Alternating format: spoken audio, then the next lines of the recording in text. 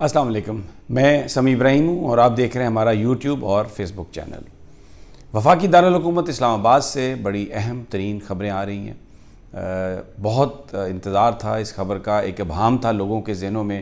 لوگ سننا چاہ رہے تھے کہ کیا آرمی چیف ایکسٹینشن ہوگی،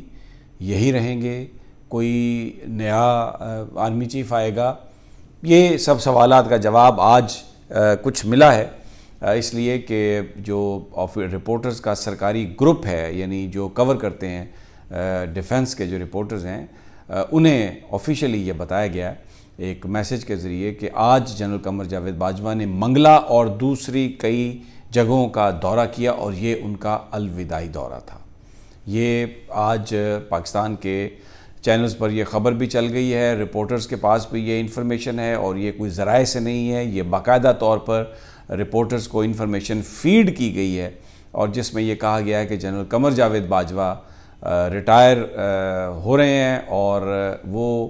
الوداعی ملاقاتوں کا سلسلہ آج انہوں نے شروع کیا ہے۔ دوسری جانب لندن میں امپورٹنٹ میٹنگ ہو رہی ہے اس وقت، اور اس میں شہباز شریف، نواز شریف، مریم نواز، حسین نواز اور یہ حسن نواز کے آفس میں ہو رہی ہے۔ اب اس سے آپ اندازہ لگا لیں کہ نواز شریف ایک نااہل آدمی ہیں، بھگوڑے ہیں، وہ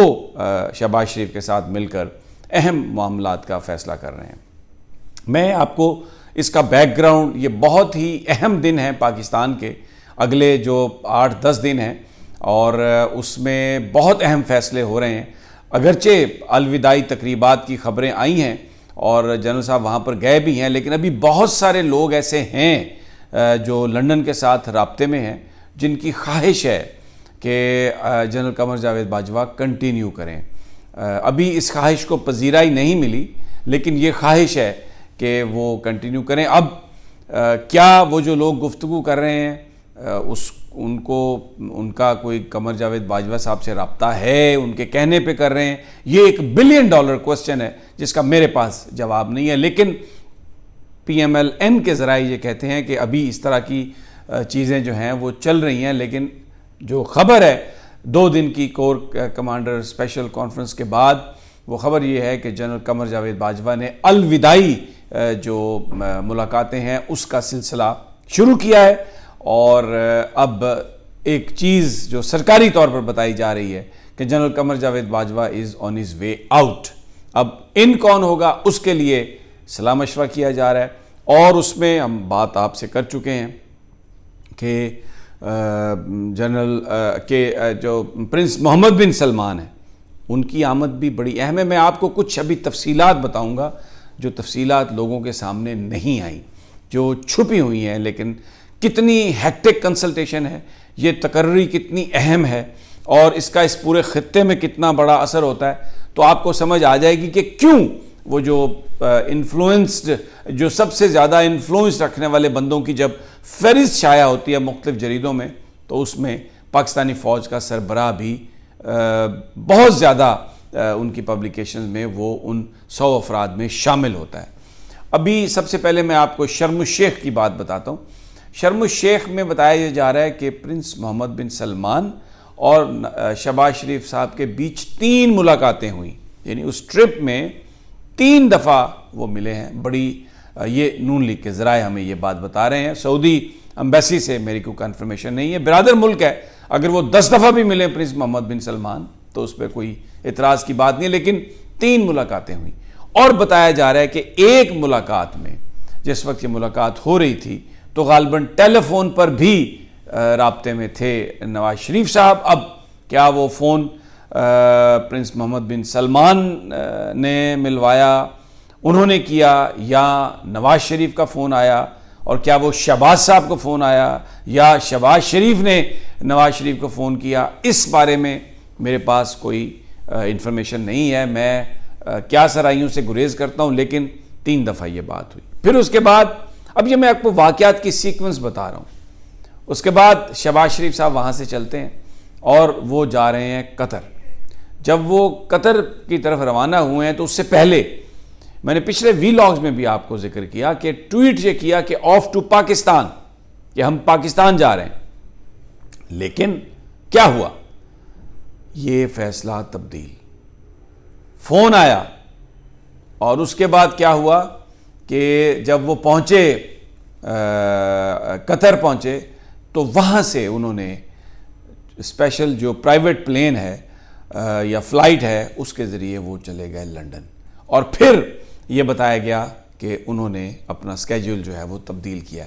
لیکن جو امپورٹنٹ ایک بات ہے میں آپ کو بتانا چاہ رہا ہوں، قطر میں قطری امیر سے بھی شہباز شریف کی 2 گھنٹے کی ملاقات ہوئی ہے۔ یہ جو ذرائع جو ہیں وہ سب یہ بتا رہے ہیں کہ اس کا بڑا گہرا تعلق ہے پاکستان کی داخلی سیاست سے، پاکستان کے اندر یہ جو امپورٹنٹ تقرری ہے اس کے حوالے سے۔ اس میں بتایا یہ جا رہا ہے کہ ایک نام پر شہباز شریف صاحب جو ہیں، ایک نام پر جو نواز شریف صاحب ہیں، ظاہر ہے وہ تو شہباز شریف صاحب کی ہی زبان، نواز شریف کی جو زبان ہے وہ شہباز صاحب وہی بولیں گے، وہ ایک نام کے لیے ان کا خیال ہے کہ تقرری ان کی ہونی چاہیے، جبکہ دوسری طرف شاید یہ سوچ ہے کہ تقرری جو ہے وہ دوسرے صاحب کی ہونی چاہیے۔ اب اس پہ بات جو ہے وہ نیگوسیشنز ہو رہی ہیں۔ اب پہلے شریف خاندان اپنی نیگوسیشن کر رہا ہے، اور یہ ایک المیہ ہے کہ اس میں مریم نواز بیٹھی ہیں، اس میں حسین نواز بیٹھے ہوئے ہیں جن کا کوئی تعلق نہیں ہے آئین میں، اور نواز شریف بھگوڑے ہیں، کنوکٹڈ ہیں، تاحیات نااہل ہیں۔ پاکستان کا آئین اس بات کی کوئی اجازت نہیں دیتا، لیکن شہباز شریف کے ساتھ وہ مل کر یہ معاملہ طے کر رہے ہیں۔ اس کے بعد وہ یہاں پر آئیں گے، اور اب آپ دیکھیں کہ 21 تاریخ کو پرنس محمد بن سلمان بھی پاکستان میں ہوں گے۔ یہ وہ دن ہوں گے، سمری جو ہے وہ 19 کے بعد موو کی جائے گی، اور بتانے والے یہ بتاتے ہیں کہ 19 کے بعد اس لیے موو کی جائے گی سمری کہ 19 تاریخ کو ایک ریٹائرمنٹ ہے، اور 19 کو وہ ریٹائرمنٹ ہو جائے گی تو پھر اس کے بعد سمری کو موو کیا جائے گا۔ پھر ایک سینیورٹی پر 4 یا 5 بندے یا 6 بندے جو بھی، اس کی ایک لسٹ ہوگی، اور اس میں سے پھر چناؤ ہوگا۔ اس میں پی ڈی ایم کے اندر بھی تھوڑا اس معاملے میں اختلاف ہے۔ آصف علی زرداری صاحب کے بارے میں یہ بتایا جا رہا ہے کہ وہ ان کی ایک اپنی سوچ ہے۔ نواز شریف صاحب جو ہیں اس وقت ان کی سوچ سے اس معاملے پر متفق نظر نہیں آ رہے، اور اس وجہ سے وہ تھوڑا سرد مہری بھی ان میں نظر آ رہی ہے۔ لیکن ایک بات جو مجھے بتائی گئی ہے، جو میں آپ کے ساتھ شیئر کرنا چاہتا ہوں، وہ یہ ہے کہ کوئی بھی پاکستانی فوج کا سربراہ بنے گا، وہ جو پولیٹیکل لائبلٹیز اور یہ جو بیگیج ہے وہ اس کو کیری نہیں کرے گا، اور یہ معاملات بالکل نارمل آئیں گے، اور جو مسلح افواج کا، ہماری فوج کا جو ایک طریقہ کار ہے جو آئین کے اندر ہے کہ وہ سیاست میں ان کی کوئی مداخلت نہیں، نیا آرمی چیف جو ہے وہ اسی معاملے کو لے کے آگے چلے گا۔ باجوہ صاحب نے اوپنلی گفتگو کی سیاسی معاملات پہ، اور یہ جو حکومت ہے، یہ ایک پرسیپشن ہے پاکستان میں کہ اگر باجوہ صاحب کی سپورٹ ان کو نہ ہو تو یہ سروائیو نہیں کر سکتے۔ جس دن باجوہ صاحب کی سپورٹ پیچھے ہٹے گی، یہ دس گورنمنٹ ول فال۔ میں اختتام میں پھر یہ عرض کر رہا ہوں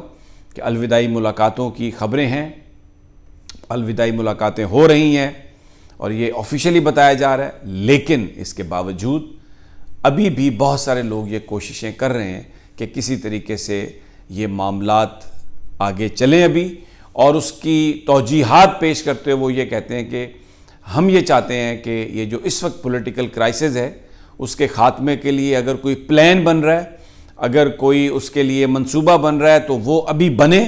اور جو آنے والے سربراہ ہیں وہ اس کو کیری کریں، اور یہ جو ملک ہے یہ سیاسی خلفشار سے باہر نکلے، اور لوگ پھر چل سکیں اپنی ایک ڈائریکشن ملے اس ملک کو، اور ایک ایسی حکومت آئے جو عوامی حکومت ہو، انتخابات ہوں۔ بہرحال پاکستان ہے، اس میں کچھ بھی ہو سکتا ہے۔ ابھی تک کی جو تازہ ترین تھی وہ میں نے آپ کے ساتھ شیئر کی ہے، اور اس وقت الوداعی ملاقاتوں کا سلسلہ جاری ہے۔ عمران خان صاحب کا لانگ مارچ بھی شروع ہو گیا، اور وزیر آباد انہوں نے خطاب کیا،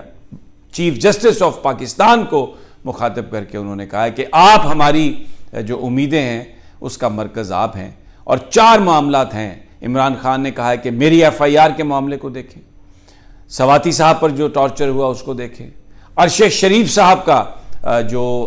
تشدد ان پر جو ہوا اور جس طرح سے خبریں یہ آئی ہیں کہ ان کو تشدد کر کے ان کو مرڈر کیا گیا، یہ بہت ہی تکلیف دہ ہیں، اور اس کو چیف جسٹس صاحب خود دیکھیں۔ سوال انہوں نے اٹھایا کہ عرشہ شریف صاحب کی والدہ کو تو یہ نہیں ملی رپورٹ جو پوسٹ مارٹم ہے، لیکن ایک ٹی وی اینکر کو مل گئی ہے، انہوں نے اس کو چلایا، پھر اس کے بعد اس کو ڈیلیٹ بھی کر دیا۔ میرے پاس بھی وہ رپورٹ ہے، لیکن صرف 2 پیجز کی ہے۔ اس رپورٹ میں ٹارچر کا ذکر نہیں ہے، لیکن ہو سکتا ہے اس کے کوئی اور پیجز ہوں۔ میرے پاس جب تک کوئی حتمی چیز نہ آئے میں اس بات سے گریز کرتا ہوں کہ میں وہ آپ کے ساتھ شیئر کروں، لیکن 2 صفحے میرے پاس ہیں۔ اس کے مطابق تقریباً 10 منٹ سے لے کے 30 منٹ میں ان کی شہادت ہوئی ہے، جس طریقے سے ان کے زخم ہیں، جس طریقے سے ان کو گولیاں لگی ہیں۔ لیکن اب جب تک جو رپورٹ کینیا میں جو پوسٹ مارٹم ہوا، جب تک اس کی رپورٹ نہ آئے اور اس رپورٹ سے کمپیریزن نہ کیا جائے، اس وقت تک کوئی بات حتمی طور پر نہیں کہی جا سکتی۔ اور عمران خان صاحب نے آج اس مسئلے کو اٹھایا، بہت سارا میڈیا بھی یہ رپورٹ کر رہا ہے کہ یہ ایک ڈائیورژن ہو سکتی ہے، جو عرشہ شریف صاحب کے حوالے سے جو اطلاع اور جو انفارمیشن آئی ہے وہ، لیکن بہرحال اس سے فیملی کو بڑی شدید تکلیف پہنچی ہے، دوستوں کو بھی تکلیف پہنچی ہے۔ اس تکلیف سے زیادہ یہ تکلیف ہے کہ ان کو ٹارچر کیا گیا، اور سم ٹائمز جب آپ یہ چیزیں دکھاتے ہیں تو اس کا مقصد صرف اس کی انٹینسٹی لوگوں تک پہنچانا ہوتی ہے، اس کا مقصد کسی کو تکلیف دینا